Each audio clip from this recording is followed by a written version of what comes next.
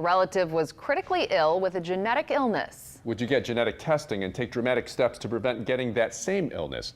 Tonight, medical reporter Meg Farris takes us on the emotional journey of identical twins who are faced with that decision.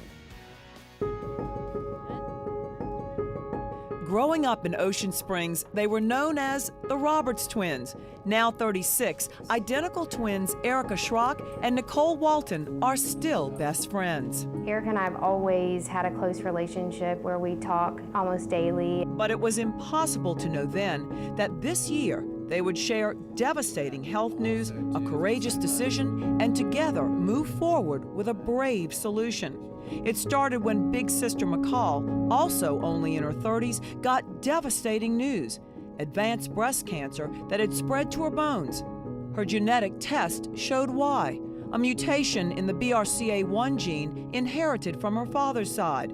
Nicole, a doctor of osteopathic medicine, went to McCall's biopsy. That's the first time I think I actually saw her skin and breast tissue, or saw her breast, and I knew at that moment that's likely what this was. The twins, always in perfect health, now knew they needed the genetic test.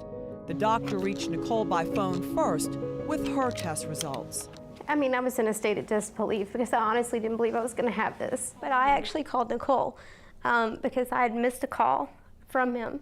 So I called Nicole, and she already knew the news, so she told me.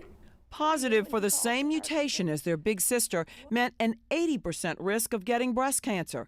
The twins, each married and each with 2 young children, had a decision to make. It seems like a dramatic decision, you know, but when you see the numbers and you see your sister, it's no question. I mean, it's like this is what needs to happen. Being alive for Nicole's 2 little girls and Erica's 2 little boys was all it took for the twins to know in their hearts they would both get double mastectomies.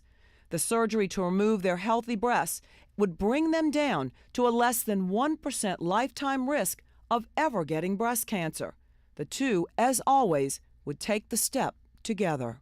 Having each other, that we both have it, has helped us, I think, be stronger to move forward and take these steps that are very difficult, but we feel like are necessary.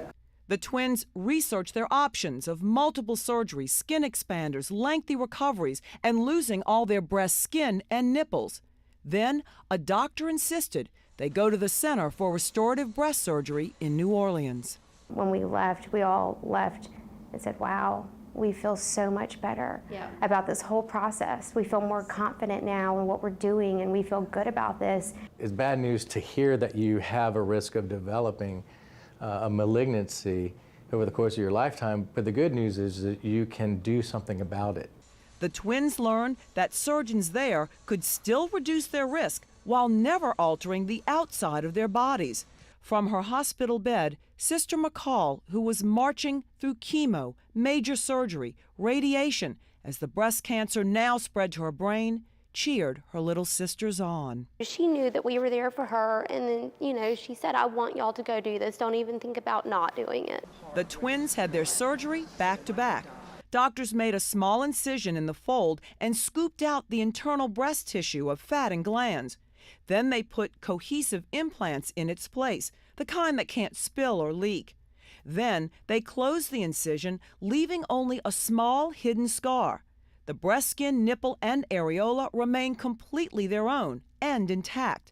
Cancer risk is still reduced by the same as the other radical surgeries.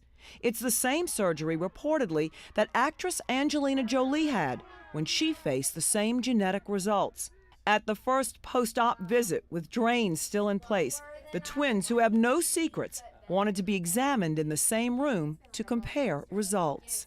It's unbelievable to me that, you know, Dr. Ordone was able to do a total mastectomy out of an incision this big. Right. That's unbelievable. Weeks later, as the swelling continues to go down, they look more natural and know they made the right decision for their families.